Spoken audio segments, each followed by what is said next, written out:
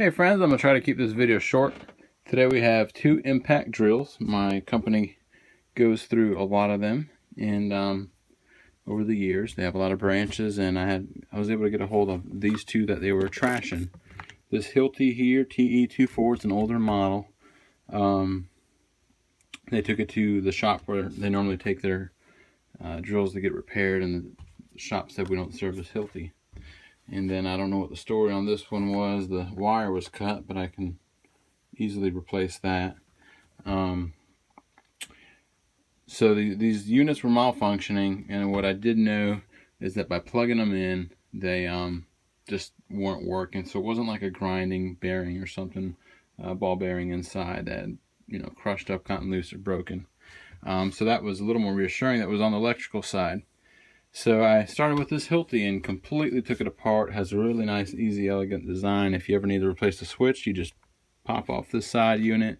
And if you need to get to the gear assembly, there's a couple screws and the whole motor comes apart. And coming to find on my last part of the teardown, if you remove this bottom cap, you access the electric motor and the two brushes that come from the switch. So this is the HILTI TE24. By the way, and then this Bosch, after I figured out what was wrong with this HILTI, I went straight for the bottom cap, and as well, easy assembly, literally 2 screws, and I found the problem right away. So got this apart, and basically I've been testing with my tester for continuity all the way from the outlet up to the switch and the relay. It's a relay switch.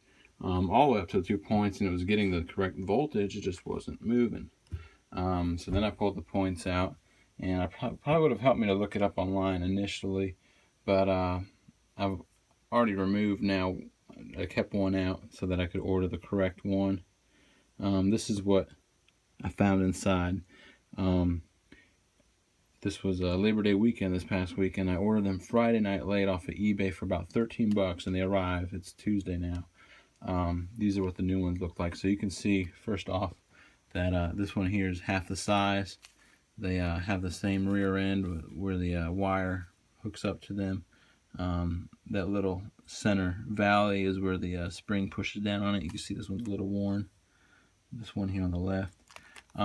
What's interesting about the HILTI is that it's an older system. I don't know if this is common in electric motors, but this one actually had a little spring right there in the center.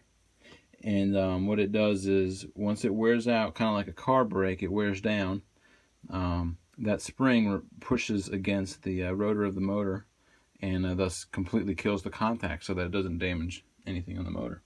So I thought that was really nifty and smart. It's built into this unit. Don't know if these cheap replacements have it or not, but I thought that was kind of unique. So once I figured out, what I ended up doing is I filed this down, which is why that spring's not really pushing out anymore. Filed it down just to make sure that it was making contact, and the second it made contact, the thing flew quite easily. But I went ahead and ordered new ones because even the other one is fairly worn.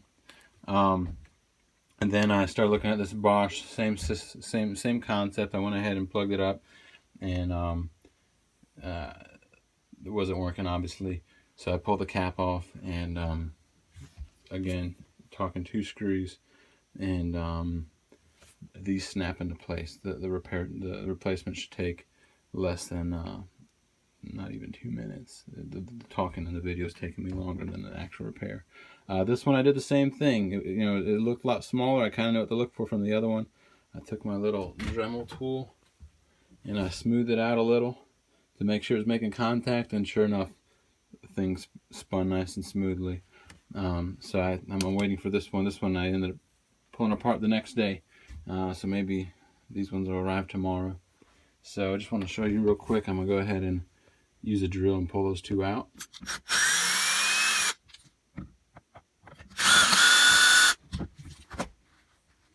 This bottom cap. Alright, so I've gone ahead and loosened this cap, and it comes straight up and off. And this is the, I guess you'd call it rotor assembly. But in a nutshell, you can see there's 4 screws, and you can replace this whole unit. Comes right off quite easily, and it plugs and plays in the different corners. I guess it has something to do with the speed setting that you can change. But this contact brush is still on. Try to get in the light.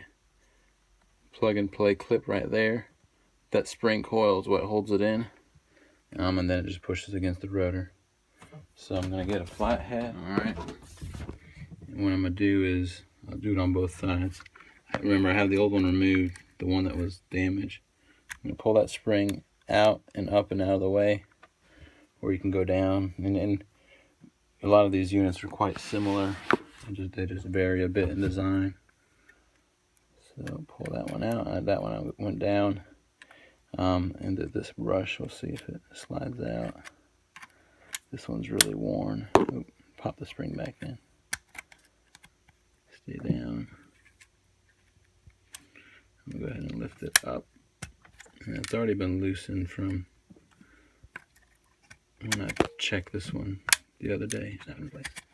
The joys of filming and working at the same time. There we go. That's the other side. It's just worn. Here we go. So again, half the length of these replacement ones. So let's go ahead and see if we can make sure that's out of the way. Get it started. Plug it in. Push it in. And then realign that clip. There we go. It's kind of interesting how the brush sticks almost all the way out. Just so you know, when I did order these, especially the Hilti was an older unit, didn't seem as popular as the Bosch. I wasn't 100% sure if I was ordering the right one. I ended up just using my digital caliper here, and just measuring the different sizes, just to make sure that it would fit down that sliding section that holds it. Let's go ahead and replace the other one. Oops, gotta pull that spring back out. Down. I went ahead and slid it in with both my hands. Now I'm just gonna plug this guy back in.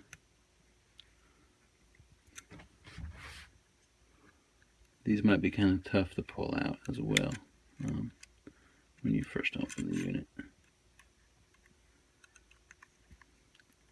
And there you have it. Repair's done. Let's see if I can get this to snap in. The back end has a bit of a snap to it.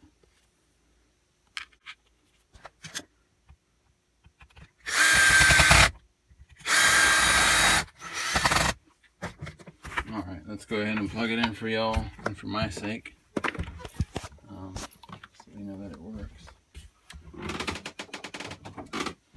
Alrighty, moment of truth. There's nothing in it, but you hear it spinning. You can smell it now. See it going up and down. Thanks for watching. Comment and ask any questions in the section below. And maybe I'll shoot another 30-second video and just finish this one up as well. This one is the Bosch RH328 VC.